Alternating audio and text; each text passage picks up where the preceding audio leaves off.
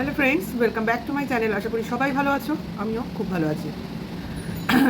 তাহলে একটা প্রসঙ্গ আমার এই যে চলছে, ওই যে 3টে ছেলে মেয়েকে নিয়ে, রিমির বাড়ি ফিরে যাওয়া নিয়ে, ঈশানীর দুঃখ নিয়ে, প্রীতমের অস্থিরতা নিয়ে, যাই হোক, ওরা ওদের মতো আছে, ওদের নিয়ে ভিডিও তো আমি আলাদাই বানাবো। এই ভিডিওর মধ্যে সেই প্রসঙ্গটা আনবো না, কিন্তু একটা কথা বলতে গিয়ে ওদের প্রসঙ্গ হয়তো এসে যাবে। কেন আসবে, কিসের জন্য আসবে, সেইটার জন্য আমার ভিডিওটা কন্টিনিউ করো আর স্কিপ করো না, এবং আমি কি বলছি অ্যাকচুয়ালি সেটা বোঝার চেষ্টা করো। এখানে কিন্তু আমি কাউকে বলছি না কিছু করতে, আমি জাস্ট আমার যুক্তিটা এখানে রাখতে চাইছি। আচ্ছা, এই যে টনদীপ আর টিনার যে ঝামেলাটা পরকীয়া সংক্রান্ত, তো মানে টিনা একটা পরকীয়া করেছিল, সেই পরকীয়ার জন্য ওর স্বামী ওকে ছেড়ে দিয়েছে। পরিষ্কার কথা, কী জন্য, কী হয়েছিল, কিভাবে হয়েছিল সেটা যাচ্ছে না, মানে জিস্ট যদি আমরা বলি সেই অর্থে হচ্ছে ওর স্বামী ওকে ছেড়ে দিয়েছে বা ওর প্রতি অনেক অভিযোগ রেখেছে, এবং সেইটা বুঝতে পেরে যে হয়তোবা টনদীপ টিনাকে সেইভাবে রাখতে পারবে না, ওদের মধ্যে একটা অশান্তি চলবেই। টিনার মনে হয়েছে সেখানে থাকা সম্ভব নয়, একটা সাংসারিক অশান্তি, যাই হোক, যাই হয়ে থাক, বশবর্তী হয়ে ও শ্বশুরবাড়ি থেকে বেরিয়ে এসছে। হয় ওকে বের করে দেওয়া হয়েছে অথবা ও বেরিয়ে এসছে, এই দুটোর মধ্যেখানে কোনো একটা হয়েছে। সোজা কথা, ও শ্বশুরবাড়িতে নেই। কোথায় আছে না, ওর নিজের বাপের বাড়িতে আছে। এর পেছনেও অনেক গল্প আছে, কোথায় আছে না আছে, বর্তমান কোনো এক নতুন শ্বশুরবাড়িতে আছে, নতুন রিলেশনে রয়েছে, নতুন সম্পর্কে জড়িয়ে পড়েছে, গাল গল্প তো প্রচুর। কিন্তু যতক্ষণ না আমরা টিনার মুখে বা টিনার ভিডিওতে সমস্ত জিনিসটা আমাদের কাছে ক্লিয়ার হবে, ততক্ষণ আমাদের বলাটা সঠিকভাবে আমাদের উচিত হবে না, অ্যাকচুয়ালি উচিত হবে না। ওই যারা গল্প করছে তাদের গল্প আমাদের ভালো লাগলে শুনবো, নাহলে শুনবো না, মানে সেটাকে নিয়ে আমাদের এগিয়ে চলাটা উচিত হবে না। যাই হোক, পরকীয়াই তো এদের রিলেশন ভাঙার মূল কারণটা কি? পরকীয়া, পরকীয়ার জন্যই তো।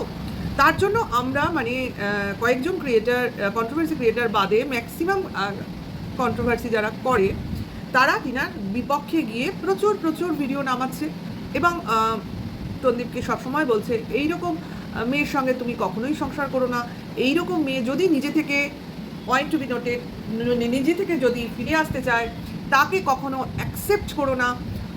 তারপরে ও যদি ডিভোর্সও চায় তুমি সহজে ডিভোর্সও দেবে না।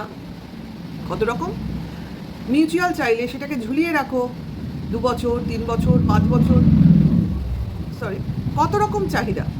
একটু সাউন্ড আসলে তোমরা একটু ইয়ে করে নিও, কারণ আমার রাস্তার ধারে বাড়ি, বুঝতেই পারছো, সবসময় গাড়ি ঘোড়া যায়, নাহলে ভিডিও করা খুব মুশকিল। দরজা জানলা বন্ধ করে গরমকালে ভিডিও করা যায় না, বুঝতেই পারো, সেই জন্য আমার এখানে বসতে হচ্ছে, ঘরে বসা যাচ্ছে না, এত গরম। আচ্ছা, যে কথায় চলে আসি সেটাই চলে আসি। তাহলে ওকে কখনোই ক্ষমা করে দেবে না, মানে ও একটা পরকীয়ার মতো জঘন্য কাজ করেছে, যে না ওকে ছাড়বে না ওকে ধরবে, মানে না ওকে তুমি নিয়ে সংসার করবে, না ওকে কারোর সাথে সংসার করতে দেবে, মানে সাংঘাতিকভাবে ওকে ঝামেলায় ফেলে রাখো। ঠিক আছে, এইসবই তো ক্রিয়েটাররা তাদের বুদ্ধিতে দিয়ে যাচ্ছে, এবং আমাদের জাস্ট দিদিও এই একই কাজ করছেন, এবং উনি তো এনার এই ঘটনার মেইন পার্টে রয়েছেন, কারণ তার সম্পর্কিত, নতুন সম্পর্কিত ভাই হলো টনদীপ, কাজে তার তো বেশি পরামর্শ এখানে এই সব ব্যাপারে। সে চাই তার ভাইকে, মানে যে বউ এখনও ডিভোর্স হয়নি সেই বউয়ের সাথে যেন কোনোভাবেই সংসার না করে, যেন ডিটাচে থাকে, যেন ওদের মধ্যে ডিভোর্স হয়ে যায়, এবং তার জন্য নানান রকম শর্ত, এই সমস্ত ওনার অনেক রকম ওনার মত আছে এই ব্যাপারে। তাহলে আমরা সবটাই জানি, নতুন নয় কিছুই। তাহলে একই ঘটনা যখন ওয়াইটিতে অন্য দিকে ঘটছে, যেখানে কিনা দুটো পেয়ার, একজন স্বামী স্ত্রীর সঙ্গে ডিভোর্স হয়নি, কিন্তু ডিভোর্সের প্রসেসিং চলছে টনদীপদের মতনই, বউ বাড়ি থেকে বেরিয়ে গেছে কিছু সাংসারিক ঝামেলার জন্য, বনিবনা না হওয়ার জন্য, তারও সংসারে নানান রকম অভিযোগ ছিল তার হাজব্যান্ডের বিরুদ্ধে, তার শাশুড়ির বিরুদ্ধে, মানে শ্বশুরবাড়ির যেরকম হয়। সেও বেরিয়ে গেছিলো, তার বাপের বাড়িতে ছিল, এবং সেই সময় সে বলেছিল সে কোনো দিনও তার শ্বশুরবাড়িতে ফিরবে না, যেরকম কিনা টিনাও বলছে শ্বশুরবাড়িতে কোনোদিনও ফিরবে না। দেখো, দুটো ঘটনা কিন্তু কত বড় মিল। তারপরে এই সুযোগে এর স্বামী ধরেই নিয়েছিল যে তার ডিভোর্স চাওয়া যে বউ, সে কোনোদিনই ফিরবে না। সেই সুযোগে তার একটি আবার প্রথম পক্ষের বিয়ে ছিল, সে ডিভোর্স হয়ে যাওয়াই বউ, প্রথম পক্ষের বিয়েটার ওর ডিভোর্স হয়ে গেছিলো, সেই বউ হঠাৎ করে তার জীবনে আবির্ভাব হয় বউয়ের। সে হয়তো আমাদের কোনো এক কন্ট্রোভার্সি ক্রিয়েটারের হাত ধরেই হয়েছিল, সেই পুরনো গল্প আর কি। যাই হোক, এই জাস্ট দিদির মনে আছে কিনা আমার জানা নেই, কিন্তু আমরা এই সময় নতুন, ওই সময় ছিলাম না, কিন্তু ঘটনা তো বইয়েই চলে, লুকোনো থাকে না, আমাদের সামনে চলেই আসছে, কারণ পুরো ঘটনা আবারও রিপিট হচ্ছে। তাহলে সেই সময় সেই প্রথম বউয়ের আবির্ভাব ঘটে এবং নতুনভাবে এই হাজব্যান্ড, মানে দ্বিতীয় বউয়ের হাজব্যান্ড এবং তার পুরনো বউ, এই দুজনের অ্যাফেয়ার শুরু হয় এবং এরা একসাথে থাকতে থাকে এবং বিভিন্ন রকম নিজেদের সঙ্গে ভিডিও করে, শর্টস করে, এইভাবে নিজেদের সঙ্গে দীর্ঘ 1 বছর ধরে তাদের মধ্যে রিলেশন তৈরি হয়। এবং হয়তো বা তারা ভেবেছিল, আমার মনে হয়, বা ওয়াইটির অনেক ভিউয়ার্সদেরও মতেও তাই, যে ডিভোর্স হয়ে গেলে হয়তো একেই হাজব্যান্ড আবার নতুন করে বিয়ে করতো।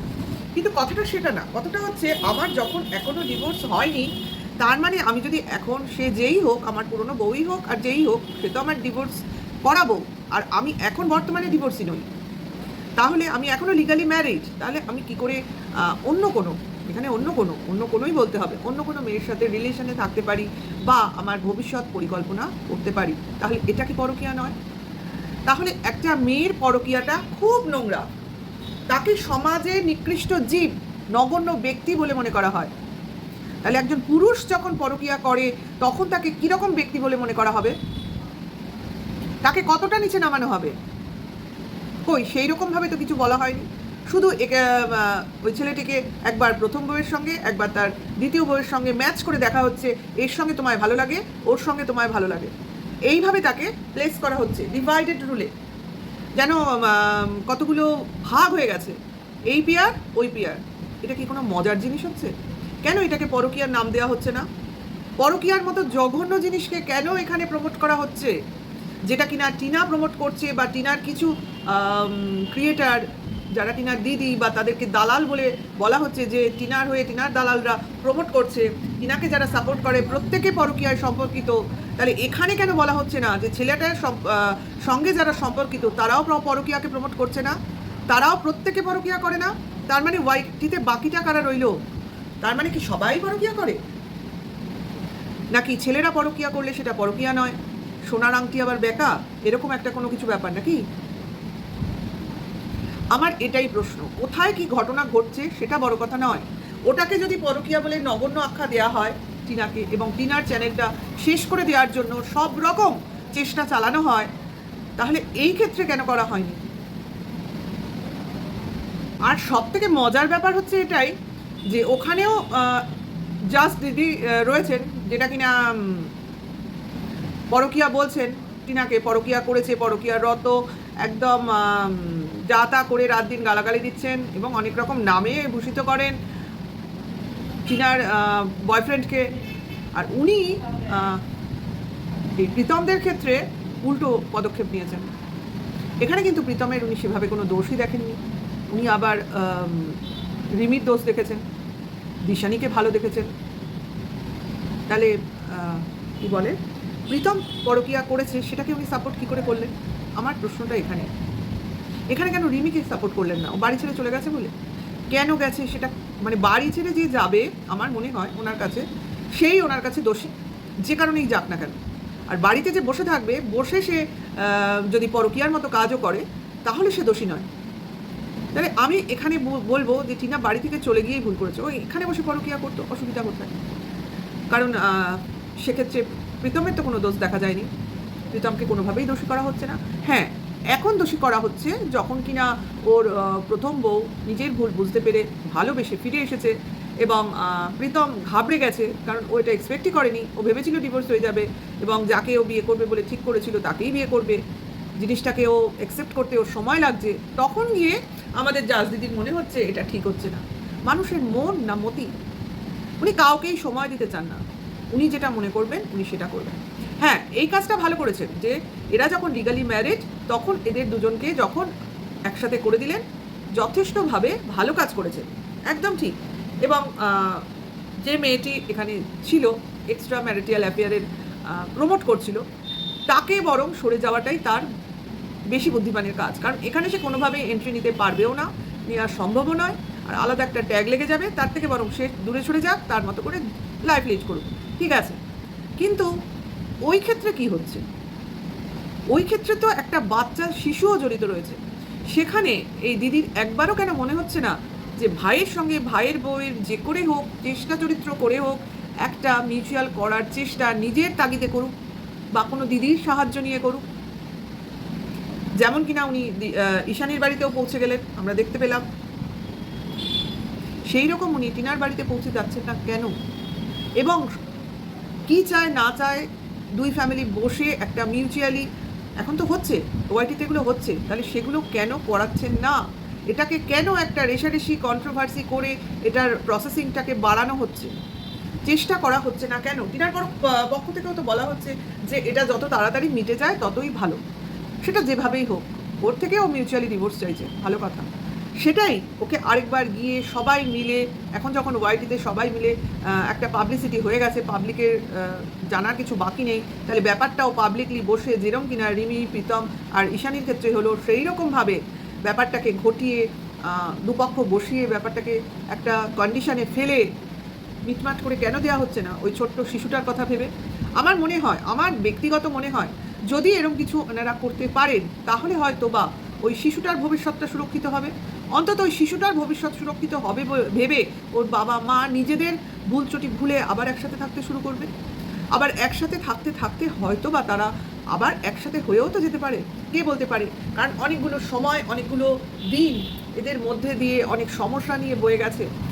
এরা প্রথম দিকে যত না বুঝতে পেরেছে, এখন কিন্তু এরা নিজেরা ভিতরে ভিতরে অনেকটাই বুঝতে পারছে যে ভবিষ্যৎ যতটা সহজ মনে হয়েছিল ততটা সহজ কিন্তু নয়। নিজেরা কীরকম থাকবে সেটা বড় কথা না, কিন্তু ওই শিশুটার ভবিষ্যৎ ভীষণই অনিশ্চিত এবং বিপদ সংকুল হতে চলেছে। কারণ বাচ্চাটার মাথায় ট্যাগ লেগে যাবে, হয় তার সৎ মা আসবে, অথবা সে মায়ের কাছে গেলে তার সৎ বাবা থাকবে। মানে কোনোটাই সে দুপক্ষ দিয়ে নিজের পাবে না, হয় মাকে নিজের পাবে, নয় বাবাকে নিজের পাবে।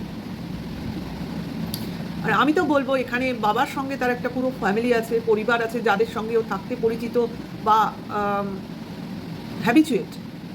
সেখানে যদি এরা বসে মাকে রাজি করিয়ে এদের নিজেদের ভুলটা ঠিক করে আবার নতুন করে কোনো কিছু শুরু করতে পারে, কারণ সময় মানুষকে অনেক কিছু শিখিয়ে দেয় এবং অভিজ্ঞতা মানুষকে অনেক কিছু করতে বাধ্য করে, সেইগুলো যদি করতে পারে তাহলে আমরাও তো সব কিছু ভুলে আবার নতুন করে আনন্দে এদের জন্য ভালোও ভাবতে পারি, তাই না? আমরাও টন্দীপকে ভালো ভাবলাম, অপরদিকে সবাই টিনাকেও ভালো ভাবলো, সর্বোপরি বাচ্চাটার মুখের দিকে তাকানো যাবে হাসি মুখে, তাই না? এইটা হচ্ছে আমাদের একটা প্রপোজাল। জানি না কিভাবে সবার কাছে পৌঁছবে, সবাই কিভাবে নেবে, কিন্তু মনে একটা ফ্যামিলিকে দেখে আসা জন্মায় যেভাবে, সেইভাবে আমাদের মনে আসা জন্মেছে। জানি না, আমরা তো সেভাবে অ্যাক্টিভলি কাজ করতে পারি না। যারা পারে, অন্তত এই জাস্ট দিদির কথাই বলছি, ইনি পারেন, ইনি প্রীতমদের বাড়িতেও যেতে পারেন, ইনি ঈশানীর বাড়িতেও যেতে পারেন, ইনি টন্দীপদের বাড়িতেও যেতে পারেন, তাহলে টিনার বাড়িতে কেন নয়? সঙ্গীতাদিকে সঙ্গে নিয়ে গেলেন, দেখবো আমরা, পাশে থাকবো, আমরা নিশ্চয়ই থাকবো। কারণ বাচ্চাটার মুখের দিকে তাকিয়ে থাকবো, বাচ্চাটার ভালোর থেকে কোনো কিছু বেশি নয়, সেই জন্য থাকবো। হ্যাঁ, টিনার এতে কি খারাপ হবে? না, কখনোই খারাপ হবে না, আমার মতে কোনোদিনও খারাপ হবে না। কারণ মার কাছে তার বাচ্চার থেকে বেশি কিছু নয়, আমার মনে হয়। আর আমার মনে হয় এতদিনে টিনা বুঝে গেছে সংসারটা কিন্তু বড়ই জটিল। হ্যাঁ, হয়তো বা একা একা ও সার্ভাইভ করে যাবে, কেউ মরে যায় না, কারোকে ছাড়া কেউ মারা যায় না। কিন্তু ওই যে বলে, বাচ্চার থেকে বড় কিছু নয়। হয়তো বা বাচ্চাকে ওর কাছে পাবে কি পাবে না, হবে কি হবে না, সব ভবিষ্যৎ বলবে। যদি এটা এখন ঘটাতে পারে বা ঘটতে পারে, তাহলে তার থেকে ভালো আর কি হতে পারে। আশা করি আমার বক্তব্যটা আমি বোঝাতে পেরেছি, ভিউয়ার্সরা বুঝবেন। অযথা কেউ উত্তেজিত হবেন না, জিনিসটা রিয়েলাইজ করবেন, আর আমার সঙ্গে থাকবেন। ভিডিওটা ভালো লাগলে লাইক, কমেন্ট, শেয়ার করবেন, আর পরের ভিডিওর জন্য ওয়েট করবেন। Tata, by.